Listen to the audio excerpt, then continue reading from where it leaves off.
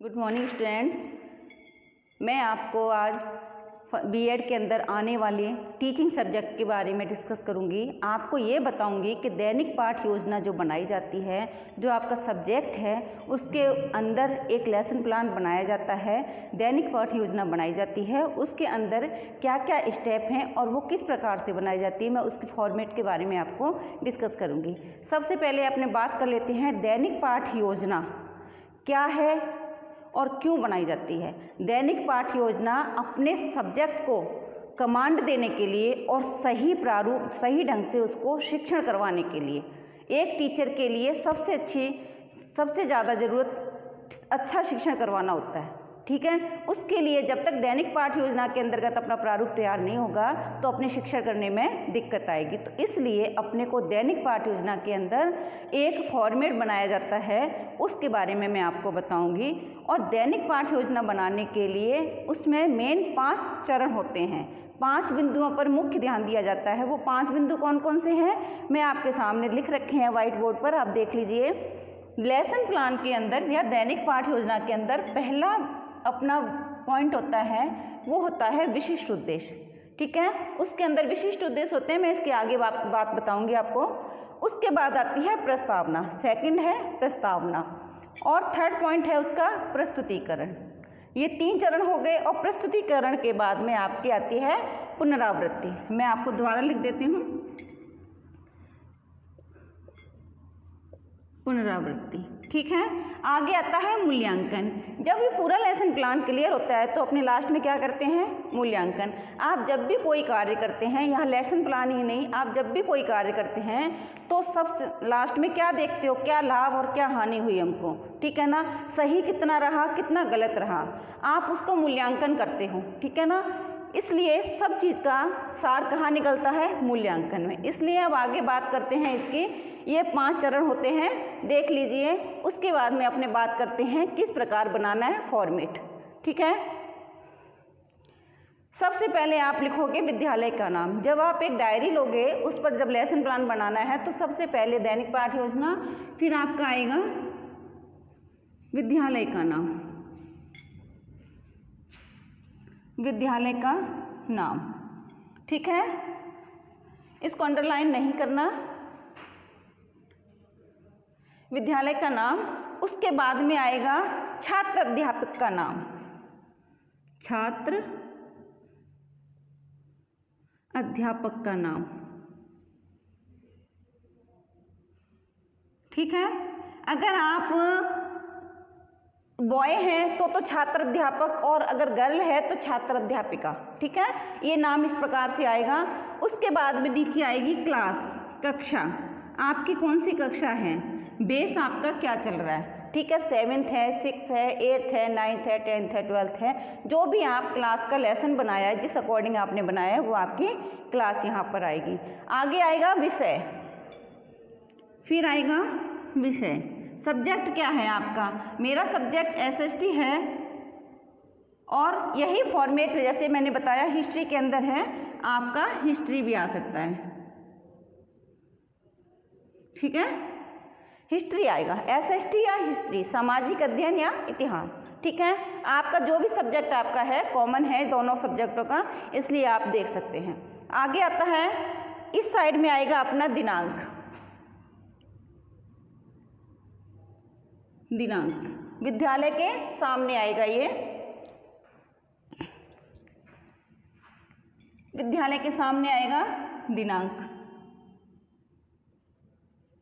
ठीक है, उसके बाद में आता है अपना कालांश, उसके बाद में आएगा कालांश, उसके बाद में आएगा आपका समय अवधि। ठीक है, समय अवधि, ये आएगा अपना। इस प्रकार से पहला फॉर्मेट, मतलब इतना आपको बनाना है। ऊपर के हिस्से में सिर्फ ऊपर के हिस्से में ये चीज़ आएगी, और यहाँ पर आएगा प्रकरण। प्रकरण आपका क्या है, प्रकरण आपका जो भी आप पढ़ा रहे हो, लेसन जिसके ऊपर आप बना रहे हो, जैसे लोक नृत्य है, लोक नृत्य है, ठीक है, या महाराणा प्रताप है, कालीबंगा है, ठीक है, सिंधु घाटी की सभ्यता है, आप जो भी ले रहे हो, ठीक है, चित्तौड़गढ़ का दुर्ग है, ताजमहल है, आप कुछ भी अगर आप टॉपिक ले रहे हो तो इस प्रकरण को अंडरलाइन अवश्य करना है। ये बहुत ही ज़्यादा ज़रूरी है, ध्यान देने वाली बात। जब भी आप कोई प्रकरण क्लियर करते हो तो उसको अंडरलाइन ज़रूर करें। इतना फॉर्मेट स्टार्टिंग में इतना आता है, आप देख लीजिए, उसके बाद मैं आगे का बताती हूँ। इतना हो गया, उसके बाद में मैं आपको आगे बताती हूँ।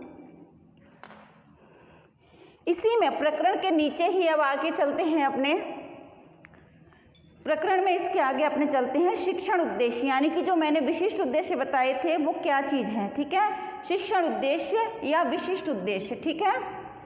आपको एक फॉर्मेट तैयार करना होगा इस प्रकार से। इसमें आएगा शिक्षण उद्देश्य,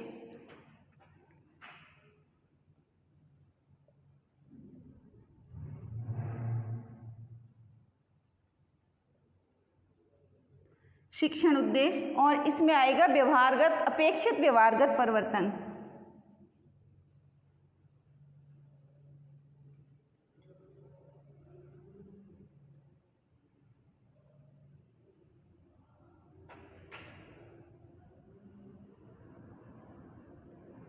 अपेक्षित व्यवहारगत परिवर्तन, ये चीज़ इसके अंदर आएगी। तो अब विशिष्ट शिक्षण उद्देश्य हैं, विशिष्ट उद्देश्य जो हैं, आप उनके अंदर क्या लिखोगे, ठीक है, उसके अंदर क्या लिखोगे।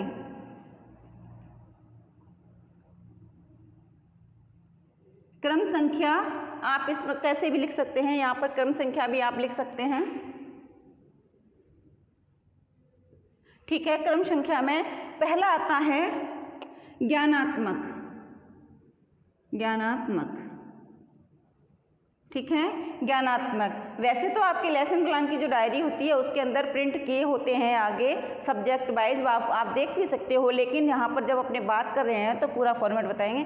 ज्ञानात्मक के अंदर जब आपने विशिष्ट उद्देश्य लिया है तो उसका अपेक्षित व्यवहारगत परिवर्तन क्या हो रहा है, बच्चे उसमें अपेक्षित क्या, मतलब अपने इसमें क्या अपेक्षा की है जो उनमें व्यवहार में परिवर्तन आएगा, उसमें आएगा विद्यार्थी। अब आपने जैसे टॉपिक लिया था लोक नृत्य, ठीक है, प्रकरण क्या था अपना, यहाँ पर प्रकरण था लोक नृत्य, ठीक है। आपने जो भी टॉपिक लिया है वो आपका हो सकता है, कोई भी ले सकते हैं आप, सब्जेक्ट के अकॉर्डिंग होना चाहिए, इसलिए लोक नृत्य। अब जब अपने बात कर रहे हैं तो विद्यार्थी लोक नृत्यों का प्रत्याश विज्ञान कर सकेंगे, ठीक है। पहला पॉइंट आएगा विद्यार्थी लोक नृत्य का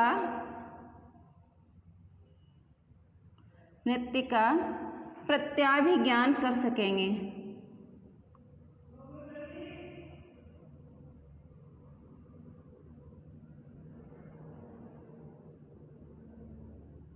ठीक है। ये आपका एक पॉइंट है, इसको ए भी सेक्शन दे सकते हो, बी भी कह सकते हो, रोमन संख्या में आप जैसे भी आपको इजी लगे इस चीज़ को लिख सकते हो। कम से कम 2 पॉइंट इसके अंदर आएंगे,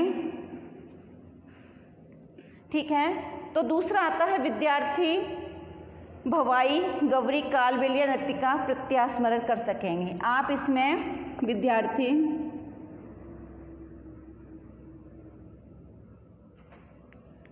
भवाई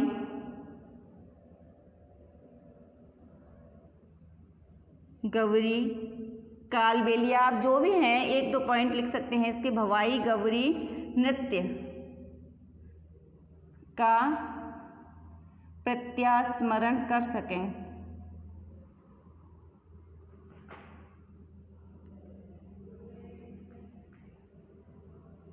ठीक है।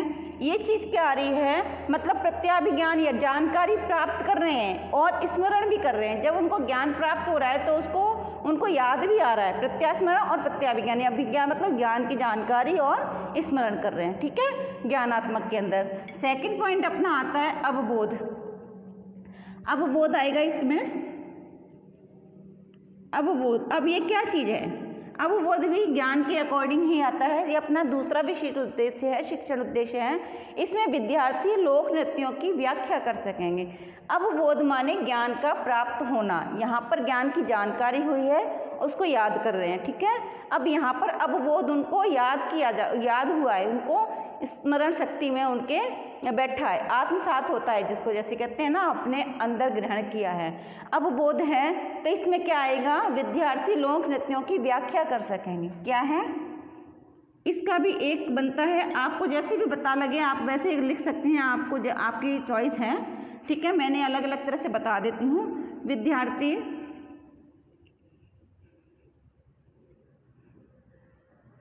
लोक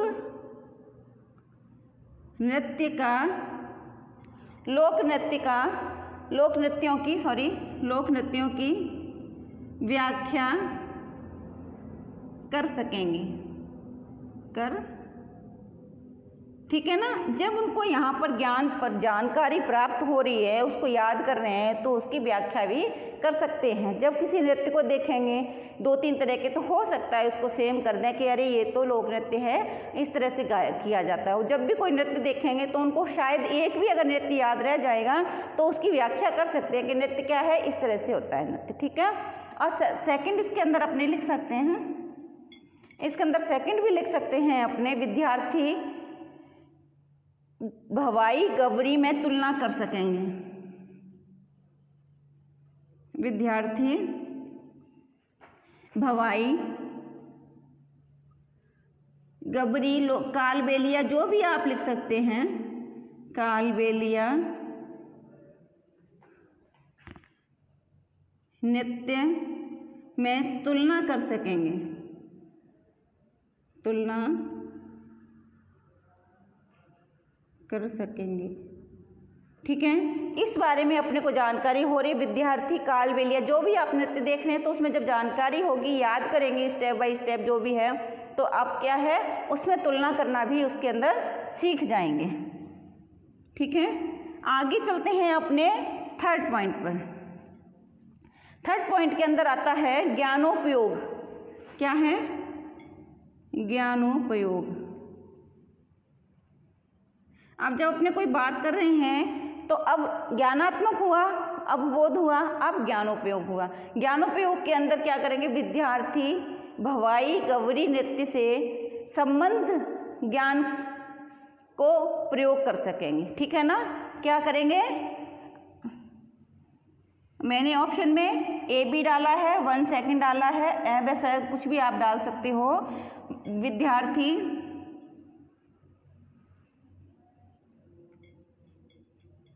भवाई गवरी लोक नृत्य, ठीक है ना। अपने क्या करवा रहे हैं, लोक नृत्य करवा रहे हैं। नृत्य में संबंध स्थापित कर, ठीक है। क्या करेंगे, संबंध का ज्ञान का प्रयोग करेंगे, संबंध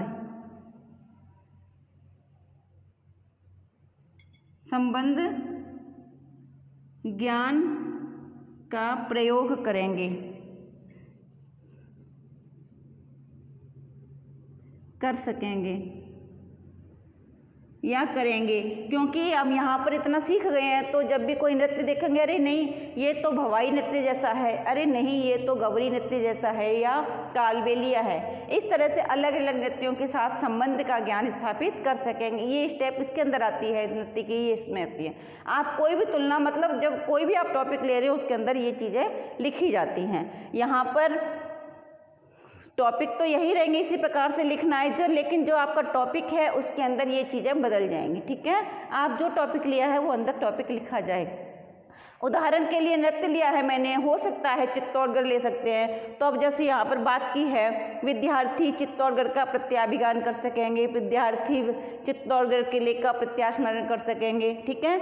आप कोई भी ताजमहल है, महाराणा प्रताप है, उसके बारे में जो भी आपका टॉपिक है उसके अकॉर्डिंग लिख सकते हो, ठीक है।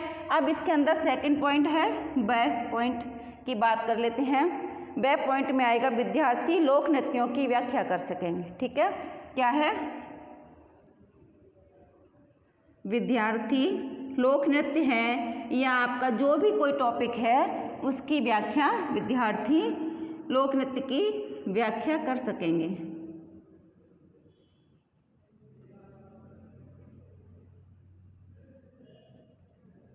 ठीक है। इस चीज़ के बारे में, जिससे आपको टॉपिक जो भी आप ले रहे हो उसके बारे में आप फॉर्मेट की तरफ ध्यान दीजिए। टॉपिक आप जो भी लोगे उसके अकॉर्डिंग बार बार मैं यही कह रही हूँ, जो भी आपका टॉपिक होगा वो यहाँ पर लिखा जाएगा। ठीक है, आपके ये 3 पॉइंट आ गए शिक्षण बिंदु के। अब मैं आगे के बताती हूँ।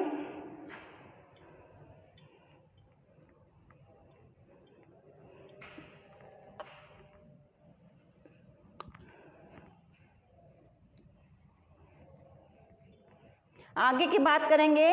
फॉर्मेट में यही चीज़ें चलती रहेंगी, आगे से आगे बस टॉपिक का आपका नाम बदल जाएगा, टॉपिक के अंदर का लिखा जाएगा। जो ये मैंने मिटा दिया था, विशिष्ट उद्देश्य है या शिक्षण उद्देश्य भी कह सकते हैं। शिक्षण उद्देश्य दोनों ही, आप किसी चीज़ को भी आप लिख सकते हैं, विशिष्ट उद्देश्य या शिक्षण उद्देश्य। और यहाँ पर वही अपेक्षित व्यवहारगत परिवर्तन, अपेक्षित व्यवहारगत परिवर्तन। ठीक है, आगे अपने बात कर रहे थे, यहाँ पर आ जाएगा अपना 5th पॉइंट। 3 बता दिए मैंने, अब अपना आएगा 4th पॉइंट है। इसमें क्रम संख्या के अंदर आएगा 4th पॉइंट, अभिरुचि।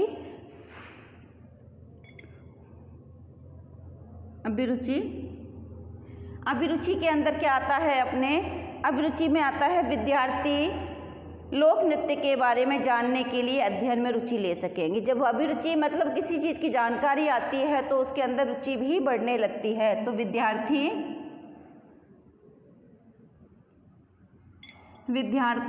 जो भी आपका टॉपिक है, मैंने लोक नृत्य लिया था, इतिहास के हो, SST के हो, काल जो भी आपका टॉपिक है, महाराणा प्रताप ले सकते हैं, कोई भी टॉपिक आप ले रहे हो। विद्यार्थी महाराणा प्रताप के विषय में, अब यहाँ पर आप कोई भी लिख सकते हो महाराणा प्रताप के विषय में रुचि। विद्यार्थी महाराणा प्रताप के विषय में रुचि, अध्ययन में रुचि, विषय में जानने के लिए, यानी कि विद्यार्थी महाराणा प्रताप के अध्ययन में, विषय के अध्ययन में रुचि ले सकेंगे। विषय के अध्ययन में रुचि ले सकेंगे। ठीक है, अब वो अपने नॉर्मल अपने लोक नृत्य का ही बात कर रहे हैं, लेकिन अदर टॉपिक आप ले रहे हो तो कोई दिक्कत नहीं है। लेकिन यहाँ पर आपको जो अगर लोक नृत्य है तो मैं लोक नृत्य के बारे में ही चलूँगी, क्योंकि आप कंफ्यूज ना हो। ठीक है, अब ये आपका सेकंड पॉइंट आएगा यहाँ पर। सेकंड पॉइंट इसके अंदर आता है विद्यार्थी लोक नृत्यों के बारे में आपस में विचार विमर्श कर सकेंगे। जब रुचि जागृत होगी तो एक दूसरे से पूछताछ करेंगे। तो क्या करेंगे? विद्यार्थी लोक नृत्य के बारे में आपस में विचार विमर्श, ठीक है ना, विचार विमर्श कर सकेंगे, विमर्श कर सकेंगे। ओके, ठीक है, ये चीज़ इसके अंदर आगे 2 पॉइंट इसके आगे। अब 5वां पॉइंट अपना क्या आ रहा है? 5वां पॉइंट आ रहा है अभिवृत्ति। क्या है? अभिवृत्ति। जब अपनी बात कर रहे हैं 4 पॉइंट अपने कर ही दिए, कौन कौन से हैं? ज्ञानात्मक, अवबोध, ज्ञानोपयोग और अभिरुचि। अब नेक्स्ट पॉइंट आता है अभिवृत्ति। अभिवृत्ति के अंदर विद्यार्थी कालबेल या नृत्य के या जो भी आप नृत्य दे रहे हो प्रति सकारात्मक दृष्टिकोण विकसित कर सकेंगे। अभिवृत्ति में क्या रहा है? इसके अंदर आप लिख सकते हो विषय, विद्यार्थी विषय के प्रति, जो भी आपका विषय है, विद्यार्थी लोक नृत्य के प्रति सकारात्मक दृष्टिकोण, सकारात्मक दृष्टिकोण। अपने जब भी कोई टीचिंग शिक्षण कराते हैं तो क्या करते हैं? शिक्षा का उद्देश्य क्या है? बच्चों में सकारात्मक दृष्टिकोण पैदा करना। तो जब भी अपने कोई टॉपिक पढ़ा रहे हैं तो उसमें क्या है, सकारात्मक दृष्टिकोण रख सकेंगे, ठीक है ना, क्योंकि शिक्षा का उद्देश्य ही एक सकारात्मक सोच रखाना होता है, दृष्टिकोण रख सकेंगे, क्योंकि शिक्षा है तो व्यक्ति अपना भविष्य संवारता है, ठीक है ना, किसके? सकारात्मक सोच के जरिए।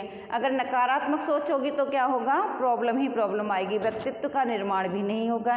इसलिए जब भी अपने शिक्षण को देते हैं तो उसमें सकारात्मक सोच बहुत ही ज़्यादा आवश्यक है, ठीक है। आगे आता है कौशल, ये अपने 5th पॉइंट हो गए हैं। अब आगे आता है कौशल, 6 पॉइंट है कौशल। अब कौशल के बारे में जब बात क्या करेंगे, कौशल यानी कि कुशल हो गए, इतना कुछ सीख लिया है तो उनको उसमें कुशलता हासिल हुई है। कुशलता के अंदर विद्यार्थी लोक नृत्यों की पहचान कर सकेंगे। कुशल हो गए ना, जब भी कोई गान देखेंगे डांस तो वो अपने पहचान लेंगे कि ये इस नृत्य का स्टेप कर रहे हैं। तो क्या है? विद्यार्थी लोक नृत्य, विद्यार्थी लोक नृत्य की पहचान कर सकेंगे।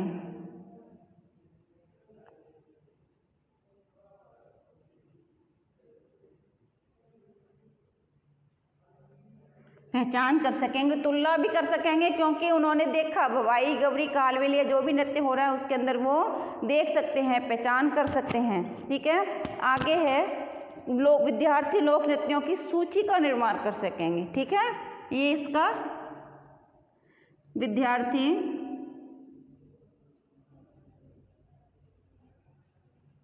लोक नृत्यों की सूची का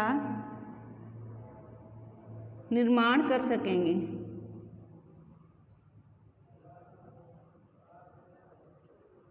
ठीक है, क्लियर है। इसके अंदर ये अपने विशिष्ट उद्देश्य 6 हैं, 6 के 12 पॉइंट आते हैं। अगर कोई छूटा है तो देख लीजिएगा, उसमें वैसे तो दिक्कत नहीं आनी चाहिए, इतने पॉइंट काफ़ी होते हैं लिखने को। मेन पॉइंट आ गए हैं, 5 वो हो गए और 3 उधर हो गए जो मैंने पहले बताए थे, और 3 ये हो गए, 6 टोटल होते हैं आपके विशिष्ट उद्देश्य में अपेक्षित व्यवहार के प्रवर्तन। अब इसके बाद में आगे नेक्स्ट स्टेप आता है, वो है आपका, उसके अंदर आ गए। अब इसके बाद में अपने बात करते हैं, इतना एक आपका एक पेज पर आ जाना चाहिए। ये जो मैंने 2 पॉइंट बताए हैं, आपका जो सब्जेक्ट आएगा, विद्यालय का नाम, आपका नाम, विद्यार्थी का नाम, प्रकरण, और ये शिक्षण उद्देश्य और अपेक्षित व्यवहारगत परिवर्तन, ये एक पेज पर आ जाएगा। अब दूसरे पेज पर आप जब आएंगे तो वहाँ पर आपको सहायक सामग्री लिखी जाएगी। आपके लिए सहायक सामग्री, आपने शिक्षण के दौरान कौन कौन सी सामग्री का यूज़ किया है। अब जैसे मैंने वाइट बोर्ड का यूज़ किया है तो मैं वाइट बोर्ड लिख सकती हूँ। श्याम पट्ट लिख रहे हो, श्याम पट्ट है, चौक है, वाइट बोर्ड है या मार्कर है, ठीक है, और डस्टर है, ठीक है ना, चार्ट है, या आपका 3D मॉडल है। जो भी आपके पास सहायक सामग्री के अंदर हैं वो आप इसमें लिख सकोगे, ठीक है। आगे आता है शिक्षण विधियाँ, इसके बाद में आएगा शिक्षण विधियाँ। आपने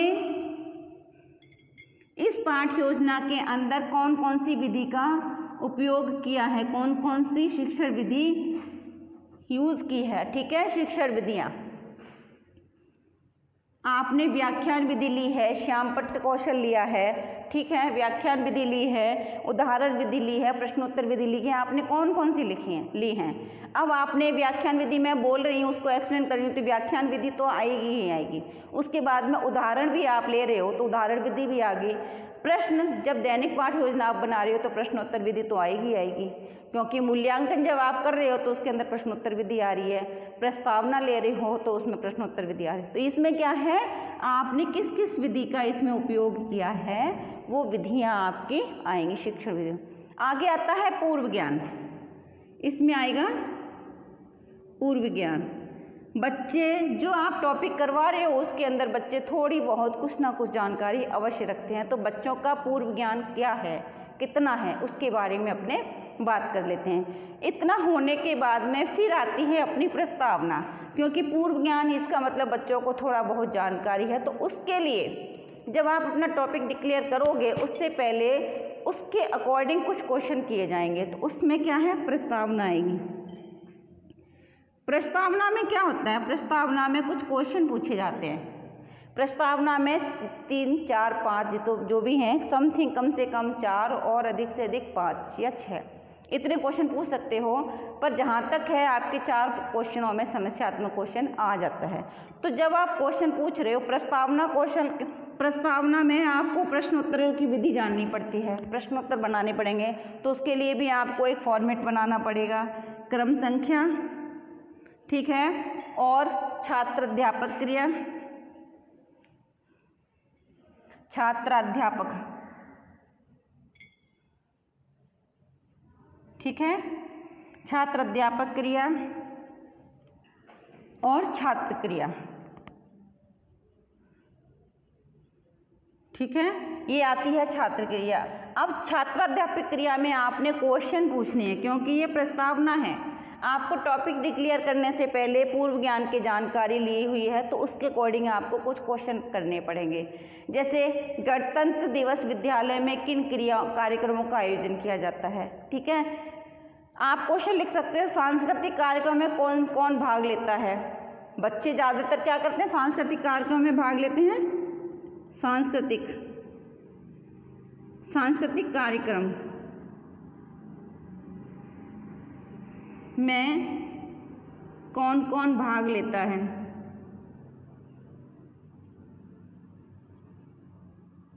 ठीक है। क्यों, कैसे पता है, जाहिर सी बात है, सांस्कृतिक प्रोग्राम कब होते हैं, 15 अगस्त 26 जनवरी को कॉलेज में, स्कूलों में जो भी कराए जाते हैं, स्कूलों में कराए जाते हैं, तो वो क्या करते हैं, ठीक है। उसके अकॉर्डिंग जब आप समस्यात्मक क्वेश्चन निकालोगे, आप इस तरह से 2, 3, 4 जो भी आपके क्वेश्चन बन रहे हैं उसके अकॉर्डिंग आप करोगे। चौथा क्वेश्चन जब आप लोगे तो वो क्या होगा, समस्यात्मक होगा, समस्यात्मक क्वेश्चन होगा ये, ठीक है। समस्यात्मक क्वेश्चन ये होगा, चौथा क्वेश्चन है आपका 5वां क्वेश्चन। तो उसके बाद में क्या आएगा, इतना फॉर्मेट बनने के बाद में आपने जो क्वेश्चन किए हैं